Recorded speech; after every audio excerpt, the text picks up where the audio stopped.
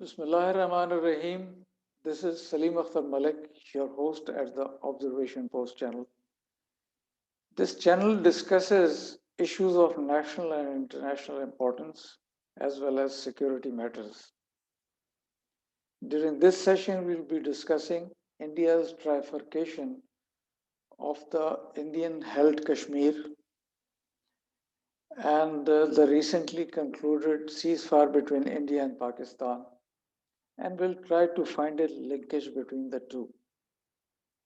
We all know that on August 5, 2019, Prime Minister Modi abrogated Article 370 and Article 35A of the Indian Constitution, which provided, though cosmetically,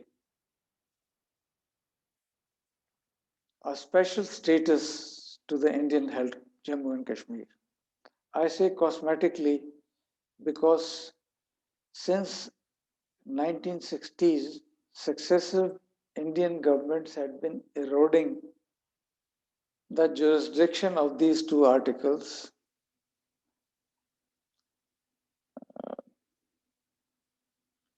Commenting on the action by Prime Minister Modi, an Indian analyst remarked that Pakistan since 1947 had been claiming that Kashmir was the unresolved agenda of partition, the partition which took place in 1947. And Prime Minister Modi, by his single Yorker, had finished the Kashmir issue once and for all and clean bowled Prime Minister Imran Khan. The Indians, in support of the action, gave the reason, this is one of the reasons. They said that Pakistan Army since 1989 had been promoting terrorism by supporting the militants in the occupied Jammu and Kashmir, and that they were supporting the militants by infiltrating them from Azad Jammu and Kashmir into the Indian held territory. They said that Pakistan was not only infiltrating the militants into the Indian held territory, but was also providing them training, arms and ammunition, and even rations. And they say that in 1989 alone, the Indian Army had killed almost 2,500 militants. But then they concede that the number of militants swelled to 3,000 the next year. As soon as they say they would eliminate one crop of militants, another crop would be infiltrated by Pakistan. And this kept on happening till a time came when the number of militants infiltrated from Pakistan started dwindling. And finally, there came a stage when there were no more than 250 and between 250 and 350 militants in the entire Indian held Kashmir. Now, if that was the case, one can ask what was the need of abrogating the controversial articles of the Indian Constitution and annulling the special status of Jammu and Kashmir, though it was of cosmetic nature. Was Prime Minister Modi playing to the galleries to gain cheap popularity by his action? The Indians say that they realized much later in the day that the real problem was not to eliminate the militants, but to finish the militancy, which manifested itself through militant networks. Now, these networks comprised common Kashmiris from all walks of life, and these included physicians, lawyers, educationists, shopkeepers, etc., who had, according to the Indians, as alleged by the Indians, who had links with the militants. And not only did they have links with the militants, but simultaneously they would share their coffee and snacks with the Indian occupation forces. So this was the reason, they say, for the continuous and never-ending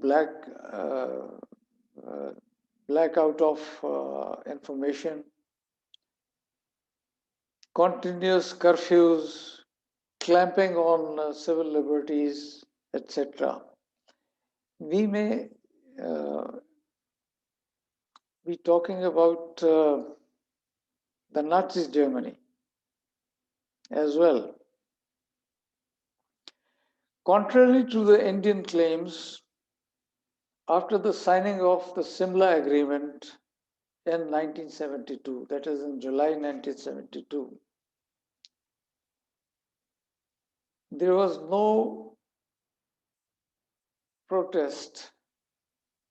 There was no significant protest from the Kashmiris against the Indian oppression or Indian occupation for 17 long years.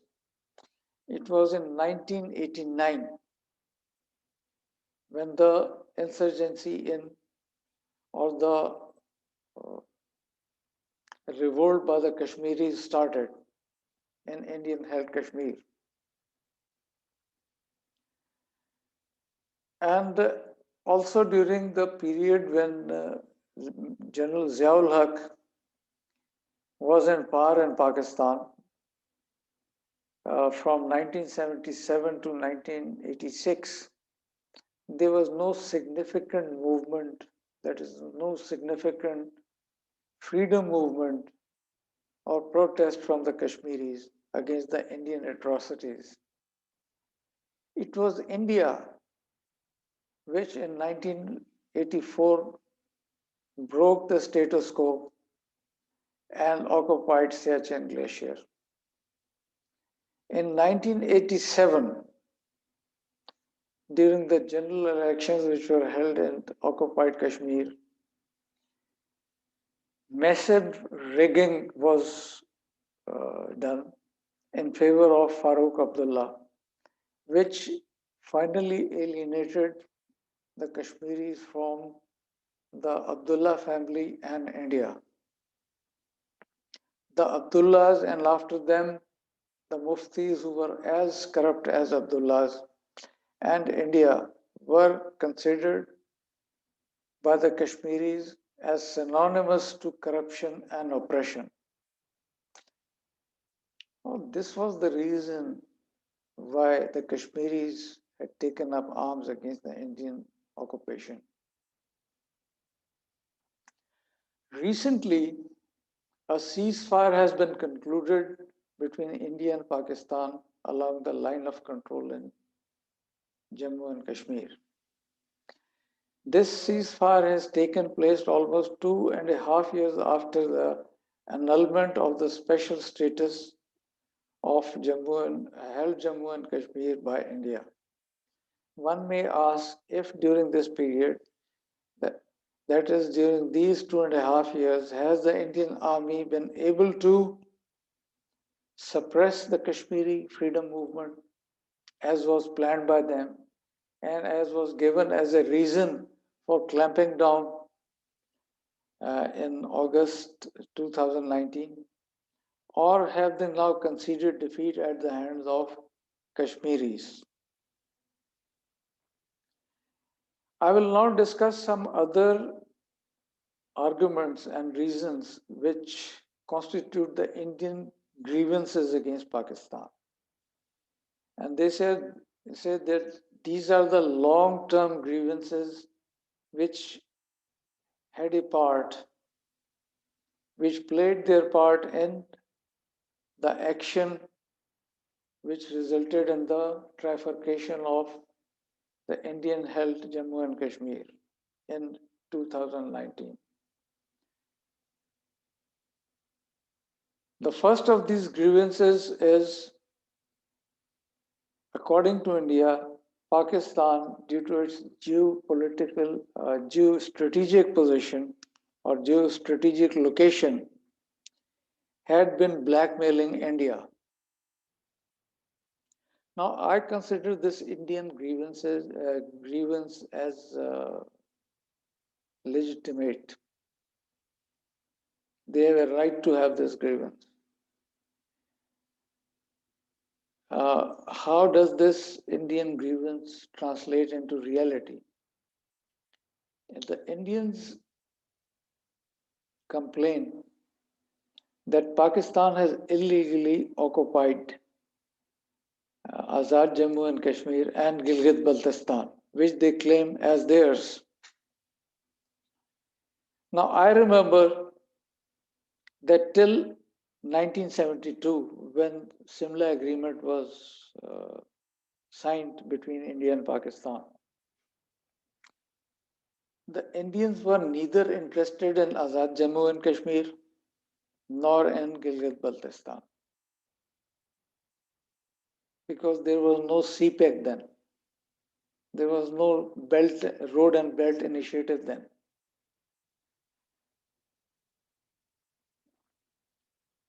During the talks that led to the Simla Agreement between India and Pakistan, Indira Gandhi had even suggested to Bhutto to make the line of control which had resulted as a result of the 1971 war and which had redesignated, and according to which the ceasefire, the erstwhile ceasefire line which had come into existence in Jammu and Kashmir after the first Kashmir war, that is from October 1947 till April to 1949. This first Kashmir war was fought between India and Pakistan, and the ceasefire line, which had resulted as a result of this war, was redesignated after the 71 war and through the Shimla Agreement as the line of control.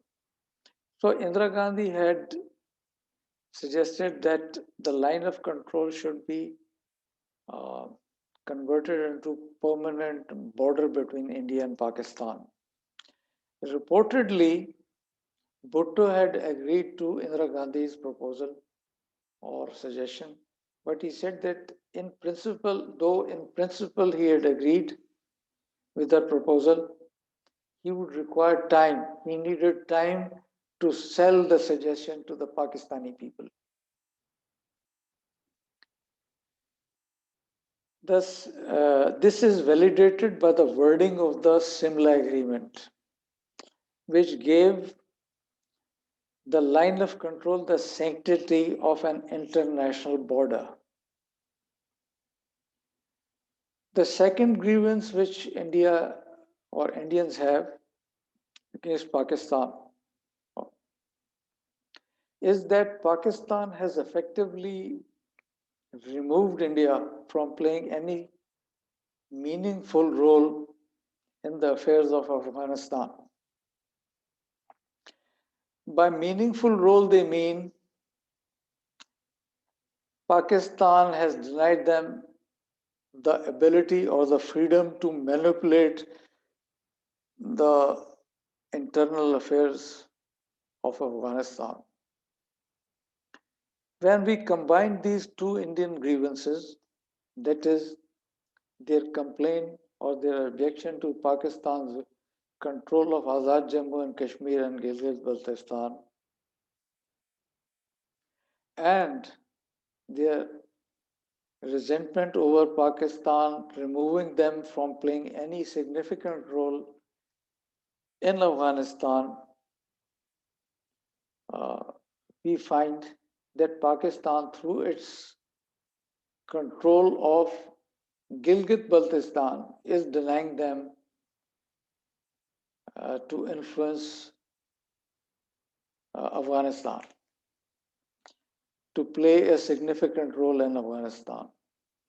And I had been saying this in my previous videos also, that if you look at the map, you find that Gilgit-Baltistan is like a huge plug which prevents India from gaining contiguity with Afghanistan and expanding politically, economically, as well as militarily into Afghanistan, not only into Afghanistan, but also into Central Asia and beyond, into the Eurasian region.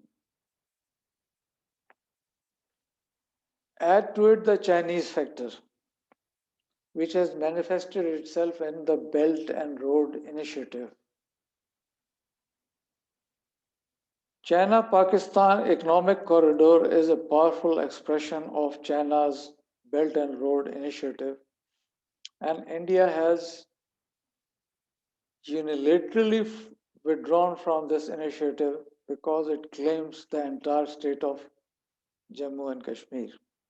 It says that Pakistan's control of Gilgit-Baltistan and Azad Jammu and Kashmir is illegal, therefore it would not participate in China-Pakistan Economic Corridor. And thus Pakistan's occupation, or you may call it control over the Gilgit-Baltistan and Azad Jammu and Kashmir, has made Afghanistan, Central Asia, and Eurasian region as no-go areas for India. India resents that it cannot wrest these areas from Pakistan in a military conflict because, according to the Indian planners, military planners, and thinkers, India does not possess the conventional military ability or conventional military punch to wrest away these areas from Pakistan. Hence, the Indian resort to non-kinetic methods, that is by sponsoring terrorism and separatism in these areas through proxy separatist movements. But then these separatist movements which are going on in these areas since long are not more than pinpricks for Pakistan. Indians also say, or also justify their occupation of the Siachen Glacier in 1984 by saying that in 1984 they had to occupy Siachen Glacier to prevent Pakistan and China from having a common border at the tri-junction of Indian-held Kashmir, China, and Pakistan. That is in the region of Karakoram Pass, which is adjacent to the Karakoram Tract, which was ceded to China by Pakistan in 1963.